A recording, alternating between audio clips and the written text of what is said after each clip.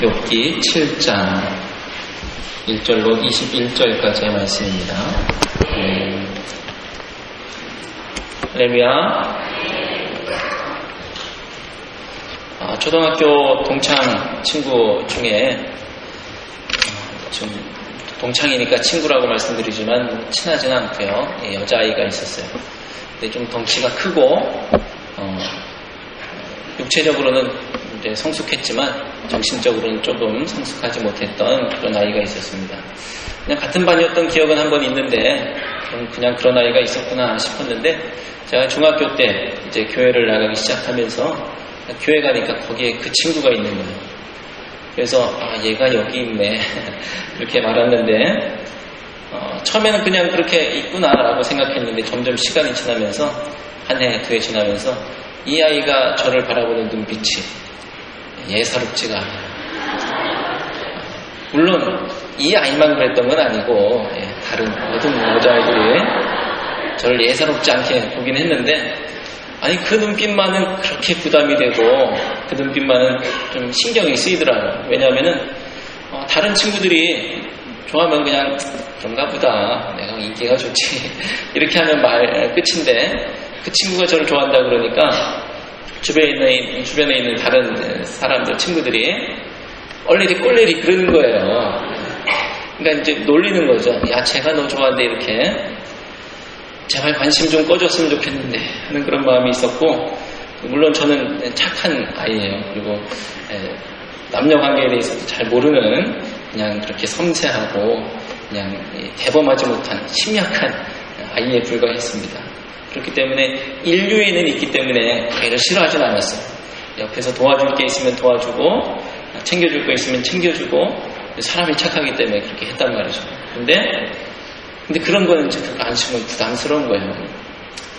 그냥 그렇게 부담스러운 관심을 어떻게 처리할 수 없고 그런 걸 모르기 때문에 그냥 그렇게 지냈습니다. 물론 지금도 제 아내를 제외한 모든 여성분들의 관심은 부담스럽습니다. 이상한 눈빛으로 보지 않으셨으면 감사하겠습니다. 자, 이런 관심, 이런 부담, 이런 것들은 그냥 웃어 넘길 수도 있는 이야기고 나중에 이렇게 재밌게 기억을 떠올리면서 그런 애가 있었다, 그런 상황이 있었다 할 수 있지만 좀 그냥 넘길 수 없는 그런 부담과 관심과 그런 시선이 있습니다. 여성분뿐 아니라 남성분들도 대표적으로 스토커들의 관심, 집요한 어디서 어떻게 보고 있는지 모르는 그런 상황들. 그것이 그냥 관심이 부담스러운 것을 넘어서서 위험한 상황에까지 그런 일들이 펼쳐지기도 하죠. 그런 상황들 나중에 어떤 분들은 왜 나한테 이런 일이 생겼나, 왜 그 사람이 나를 찍었나 이렇게 한탄하는 그런 상황도 있는 것을 봅니다. 자, 근데 오늘 보니까 욥은 오늘 하나님이 그렇게 원망스러운 거예요. 하나님이 그렇게 원망스러워요. 왜냐하면 오늘 7장 말씀 속으로 들어가 보면 왜 그렇게 하나님을 원망하는가라는 것을 알 수가 있습니다. 먼저 7장을 크게 네 부분으로 나눠서 살펴볼 수가 있는데요. 우리가 저녁마다 제가 욥기 말씀을 살펴보고 있죠. 오늘은 7장입니다. 1절부터 6절까지 말씀을 끊어서 생각하면 고된 종살이와 다를 것 없는 인생에 대해서 말하고 있는 거예요. 고통스러운 인생은 밤이 되어도 누워도 쉬지 못하고 잠들지 못하고 불안으로 이리저리 뒤척이는 거예요. 5절은 만신창이가 되어 있는 자신의 몸에 대해서 토로하고 있고 6절에서는 아무런 희망도 없어 보이는 그렇게 아무런 희망도 없이 그렇게 빨리 사그러들고 있는 인생에 대해서 넋두리하고 있는 것입니다. 순식간에 왔다가 갔다 하는 이 배틀의 북처럼 그 걸려있는 실이 아슬아슬 얼마 남지 않아서 언제 끊어질지 모르는 그런 상황이 펼쳐지고 있는 거예요. 희망이 없이 종말을 맞을 수밖에 없는 인생의 모습, 자신의 모습에 대해서 말하고 있습니다. 7절부터 10절까지 또 두 번째 단락으로 나눠서 볼 수 있는데요. 이 7절부터 10절은 예전과 같이 좋은 날은 다시 오지 않을 것이고 한낮 바람처럼 지나가고 자취도 없이 사라진 이 구름과 같은 인생이고 눈 깜빡하는 사이에 곧 사라질 인생, 그 막다른 길에 서 있다라고 자신이 생각하고 있는 거예요. 욥은 지금 하나님에게 더 늦기 전에, 내 인생이 언제 끝날지 모르니까 더 늦기 전에, 죽기 전에 자신을 좀 돌아보시고 구원해달라고 마음속으로 소리 지르고 있는 것입니다. 자, 11절부터 16절까지 세 번째 단락으로 볼 수 있는데요. 죽으면 자신의 상황이, 모든 이 자신의 정당성이 자기가 죽어버리면 변명할 기회조차가 없어지는 거예요. 나는 아무런 죄가 없는데 내가 왜 이렇게 상황이 이렇게 되었는가라는 것이 자기 마음속에 답답함으로 있는데, 자기가 이제 죽게 생겼으니까 이거 어떻게 변명하고 하소연할 수 있겠는가 하면서 제가 이제 불평을 털어놓겠습니다, 하나님, 이렇게 말하고 있는 것이죠. 욥은 자신이 바다의 힘센 괴물과 같이 어떤 존재처럼 내가 대단한 일을 할 수 있는 것도 아니고 무슨 큰 잘못을 한 것도 아닌데 왜 이렇게 고통에 힘들게 그렇게 어렵게 잠자리 누워도 악몽 가운데 나를 무섭게 환상으로 그렇게 괴롭히고 있는지를, 그렇게 두렵고 떨리게 하시고 있는지를 그렇게 하나님 앞에 원망하고 있는 것이죠. 죽을 지경이고 차라리 죽는 게 낫겠다라고 이렇게 불평까지 하고 있습니다. 며칠 전에 어떤 한우분을 신방했는데 너무나도 힘들어가지고 하나님한테 하나님 차라리 죽여달라고 이렇게 기도했다는 거예요. 그래서 제가 집사님 욥이 되셨네요 이렇게 말씀드렸던 적이 있는데, 욥이 지금 너무나 괴로워서 몇 차례 지금 두 번째 그리고 오늘 세 번째 죽고 싶다 이런 얘기를 하고 있는 것입니다. 마지막으로 17절에서 21절까지 말씀은 욥은 자신에게 눈을 떼지 않는 하나님의 그 시선, 그 부담스러운 눈빛에 좀 내버려 두실 수 없느냐라고, 하나님께 큰 피해가 없으면 좀 용서해 주시면 안 되겠느냐고 묻고 있는 것입니다. 그리고 자신이 죽은 다음에 후회하지 말라고 그런 느낌으로 내가 이제 흙에 누리니 주께서 나를 애써 찾으실지라도 내가 남아있지 아니하리다. 제가 이제 죽으면 주님께서 저를 부르셔도 어디 없어요, 저는. 그러니 저를 좀 내버려 두시면 저에게 가지고 있는 그 관심을 지금 꺼주시면 안 되겠습니까? 라고 그렇게 마지막을 장식하고 있는 것입니다. 욥기 7장에서는 우리가 주의 깊게 살펴볼 말씀은 마지막 단락, 우리가 17절부터 21절까지의 본문을 집중적으로 보려고 합니다. 이 말씀을 보니까 제 머릿속에 떠오르는 단어들, 감시, 사찰, 그리고 욥은 자신의 그 입으로 표현하는 것을 20절 말씀 보니까 감찰이라고 또 여기고 있어요. 하나님이 나를 감찰하고 있구나 라고. 여러분은 어떤 관심을 받고 있으신지 모르겠어요. 누군가로부터. 아니면 관심이 아니라 감시를 받고 계신지 모르겠습니다. 관심과 감시의 차이가 어떤 것일까? 사전을 찾아보면 물론 뉘앙스가 완전히 달라지는데, 사전적 정의 안에서 주의 깊게 살펴본다라는 그런 뜻 안에서는 별반 달라 보이지 않아요. 근데 그 차이의 결과가 그 감시나 관심의 결과로 내가 어떻게 느끼느냐라는 것이 이게 관심인지 감시인지 분별이 되는 거예요. 성희롱 이런 것도 피해자가 어떻게 느끼는지 그게 아주 중요한 기준이 되죠. 똑같은 어깨에 손을 얹었다라고 할지라도 그 피해자가, 그 대상이 이걸 수치스럽게 여겼다 하면 그게 희롱이 되는 거예요. 마찬가지로 오늘 감시와 관심도 아주 비슷한 상황이지만 욥에게, 우리에게 어떻게 느끼고 있느냐라는 차이가 중요한 차이입니다. 그 관심이나 감시로 내 삶이 행복해졌다. 그러면 관심으로 여길 수 있을 거야. 우리는 관심 받고 싶어 하잖아요. 남편이 아내에게 관심을 가져줘야 되고 아내가 남편에게 관심을 가져줘야 되는 것처럼 또 자녀에게 그렇게 해야 하는 것처럼 관심을 받을 때 행복해지는 거예요. 근데 이 사람이 불행해. 이 사람이 어떤 시선으로 말미암아서 불행해요. 그러면 이거는 관심이 아니고 감시가 되는 거예요. 감시. 자, 그런데 지금 욥의 상황이 어때요? 욥이 행복해 보이십니까? 욥은 지금 불행해요. 아주 불행해요. 그러니까 하나님의 시선, 하나님이 보고 계신 그 시선이 관심인지 감시인지 자기가 느낄 때는 감시예요. 감시. 그래서 감찰하신다라고까지 이렇게 말하고 있는 것이죠. 시편 8편은 우리가 잘 알고 있는 옛날에 한 20년, 30년 전에 복음성가로 많이 불렀던 찬양이에요. 하나님께서 우리에게 관심 가져오신 그런 노랫말에, 시편 8편의 노랫말에 고백을 담아서 아주 아름다운 멜로디로 이렇게 만들었던 찬양입니다. 근데 4절 5절 보니까요, 시편 8편 4절 5절에 이런 말씀이 있어요. 사람이 무엇이기에 주께서 그를 생각하시며 인자가 무엇이기에 주께서 그를 돌보시나이까. 그를 하나님보다 조금 못하게 하시고 영화와 존귀로 관을 씌우셨나이다. 사람이 무엇이기에 주께서 그를 생각하시며 인자가 무엇이기에 주께서 그를 돌보시나이까.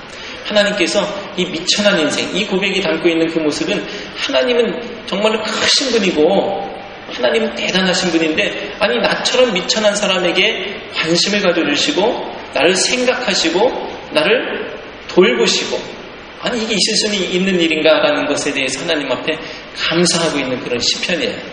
거기에다가 덧붙여서 하나님께서 그를 하나님보다 조금 못하게 하셨다, 영화와 존귀로 관을 씌우셨다고 고백하고 있는 것을 보니까 감히 이 영화와 존귀 그리고 하나님보다 조금 못하다라는 그 표현은 사람이 나 같은 존재가 감히 영화 존귀라는 단어와 어울리지도 않는데 하나님이 그렇게 하셨다라는 것은 정말로 감사하고 그렇게 하나님께 영광 돌릴 만한 그런 일이었던 거예요. 그래서 시편 8편에서는 시편 기자는 그렇게 하나님께 나에게 이렇게 생각하시고 나를 생각하시고 관심 가져주시는 그 하나님 앞에 감사로 찬양하고 있는 것이죠.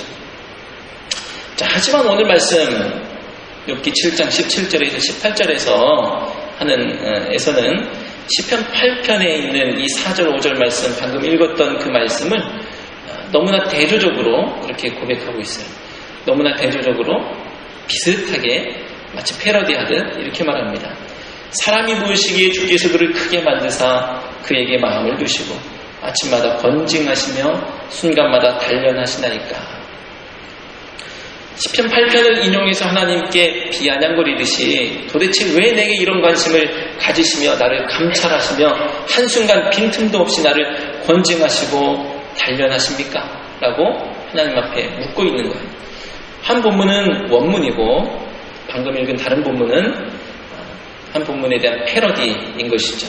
그런데 하나님의 시선에 대해서 하나는 관심으로 나를 이렇게 생각해 주시고 나를 이렇게 돌보시고 나에게 이렇게 나를 존귀하게 여겨주셨구나라고 하나님의 시선을 관심으로 여기고 있는가 하면, 다른 하나의 패러디는 감시로 여기고 있어요. 욥기를 시작하면서 여러분에게 드렸던 말씀 중에 이런 말씀이 있습니다.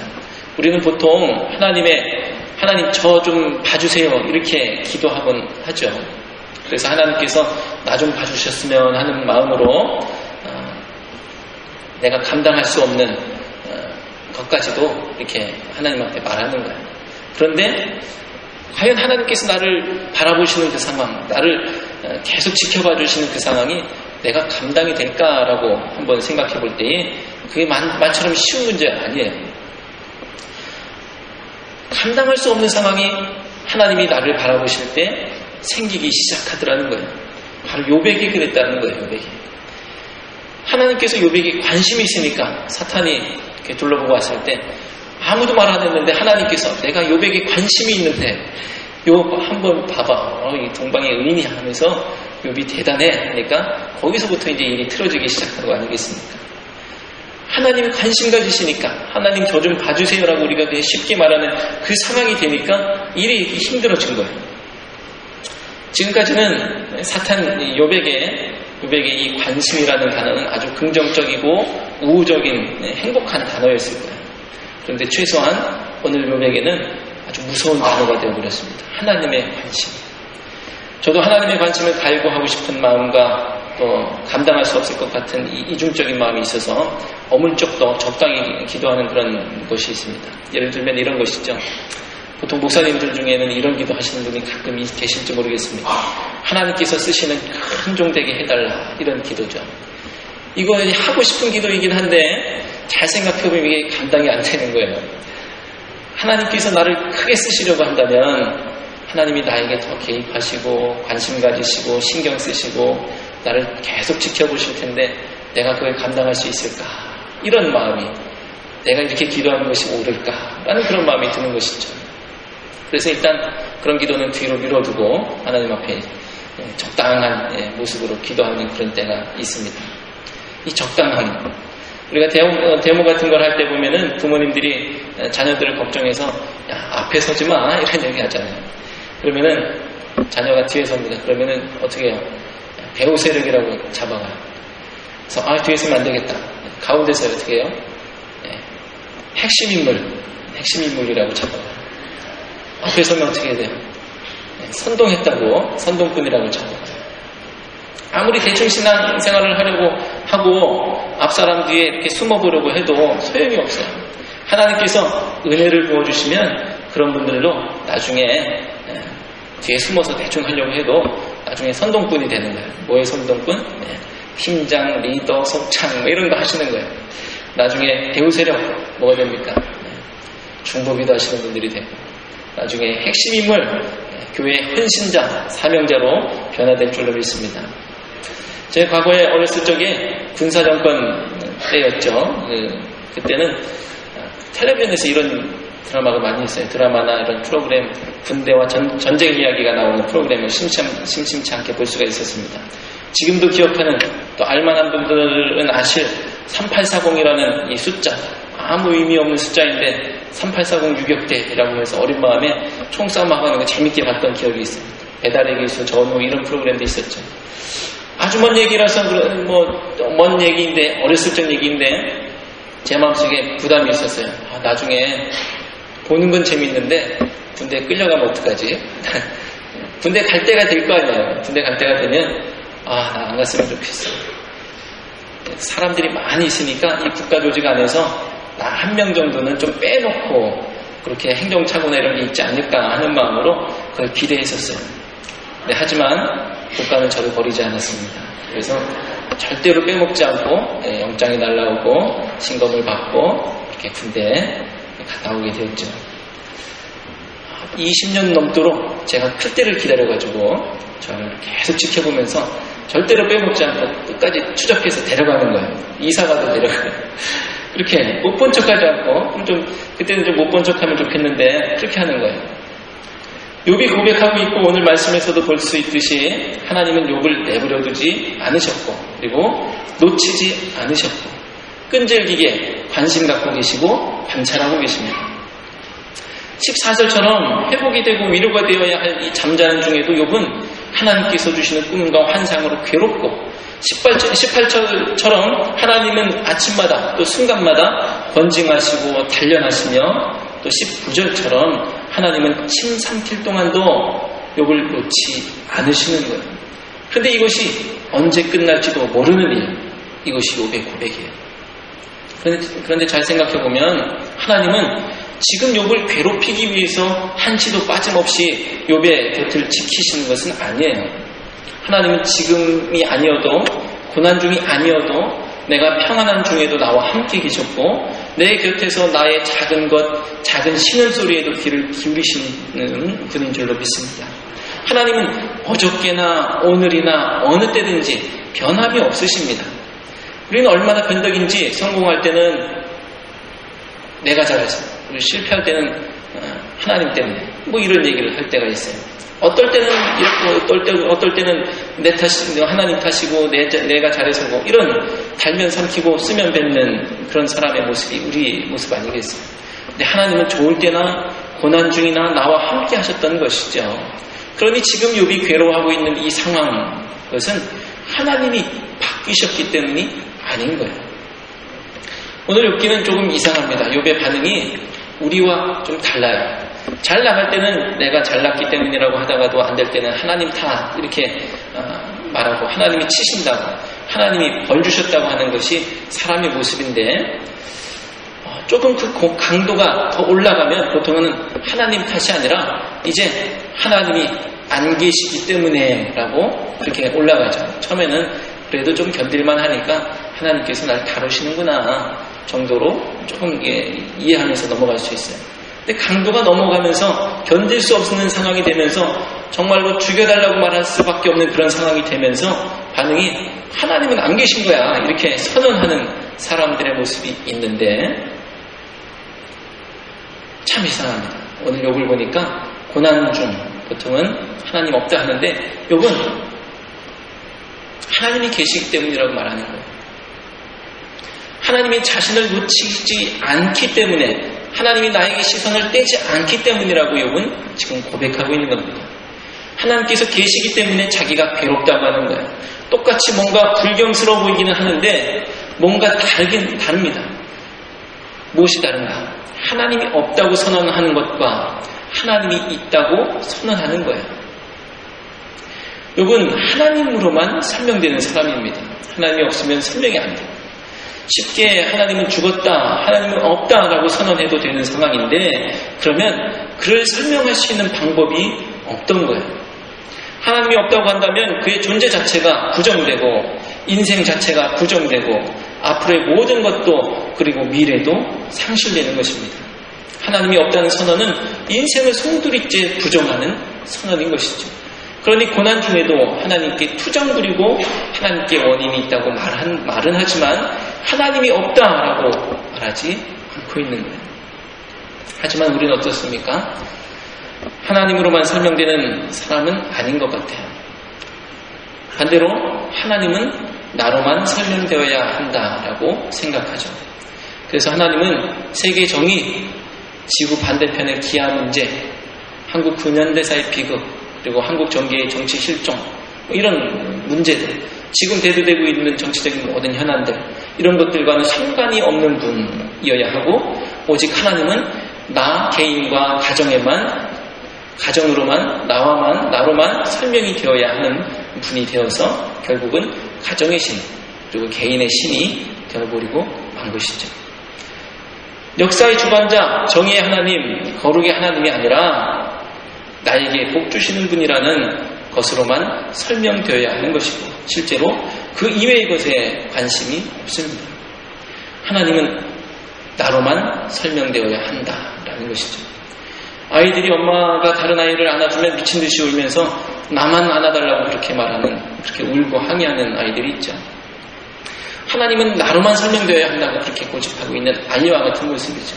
하나님은 나를 창조하신 분, 하나님은 나를 사랑하시는 분, 하나님은 나를 돕는 분, 그리고 하나님은 나의 문제를 해결하시는 분, 나의 기도에 응답하시는 분, 나를 인도하시는 분, 나에게 좋은 것을 예비하시는 분이어야 한다라는 겁니다.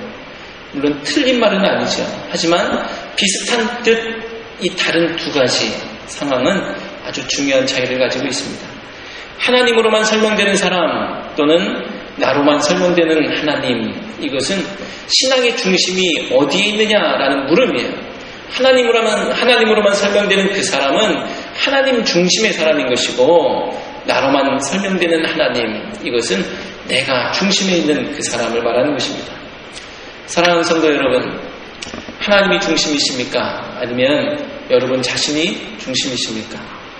하나님이 여러분의 삶의 중심이요, 그리고 신앙의 중심이요, 여러분은 하나님으로만 설명되어야 하는 줄로 믿습니다.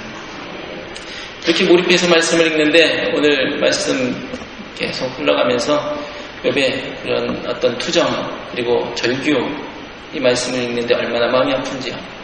욥이 이 절규는 이제 너무 늦기 전에, 죽어 흙에 눕기 전에 구원해달라는 절박한 부르짖음이었던 것입니다. 하나님께서 떠나셔야 안식이, 하나님이 없어야, 하나님이 가셔야, 나에게 시선을 떼주셔야 나에게 구원이 있다라고 말하는 이 역설적인 표현은 마음으로는 제발 구원해달라고 울고 있는 그것이죠. 그래도 불평하고 간구할 뿐, 내 사정을 얘기할 분은 하나님뿐인 줄로 믿습니다. 사나 죽으나 하나님께 나아가시고 하나님께 떼쓰시길 바랍니다. 기도하겠습니다.